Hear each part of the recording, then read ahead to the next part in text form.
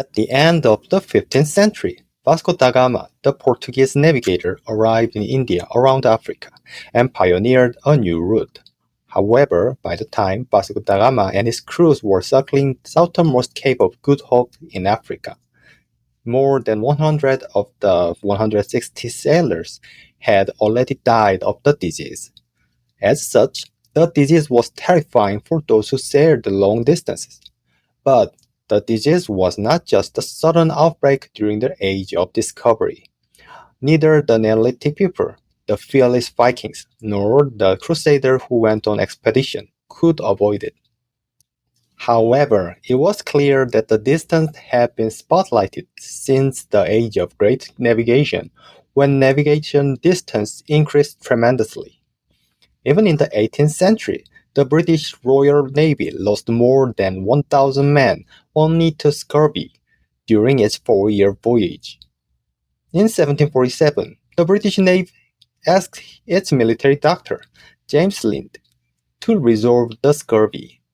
James Lind conducted several experiments to effectively treat scurvy, directing scurvy patients to be fed fermented cider, diluted sulfate solution, vinegar, seawater, garlic, orange, and lemon. The soldier with orange and lemon almost cured the disease, and the soldier who received fermented cider also slowly recovered. As a result, it was concluded that citrus were most effective against scurvy. The British Navy earned the nickname Limeys for a while because it sailed with a full load of limes on ships. British Empire maintained many colonies on almost every continent in the world, thanks to such effort to conquer the scurvy. Nevertheless, lime was a food that spoiled so quickly. Improper storage made lime treat scurvy not so well, and people began to adopt the current theory of treatment. It wasn't until the 20th century that the perfect cure for scurvy was revealed. The cause of scurvy is the lack of vitamin C, as you are well aware.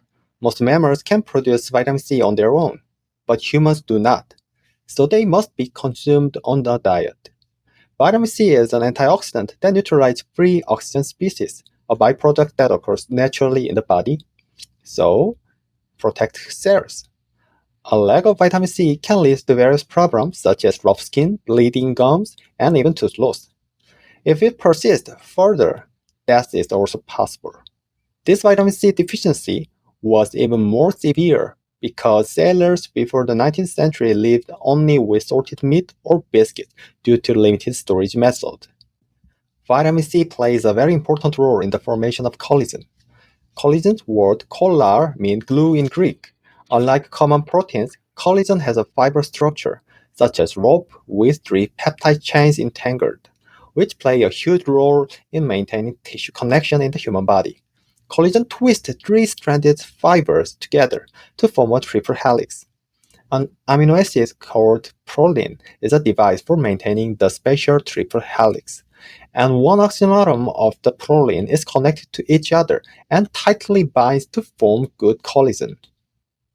In biochemistry, attaching oxygen to the proline is very complicated, and enzymes that require vitamin C work in the process.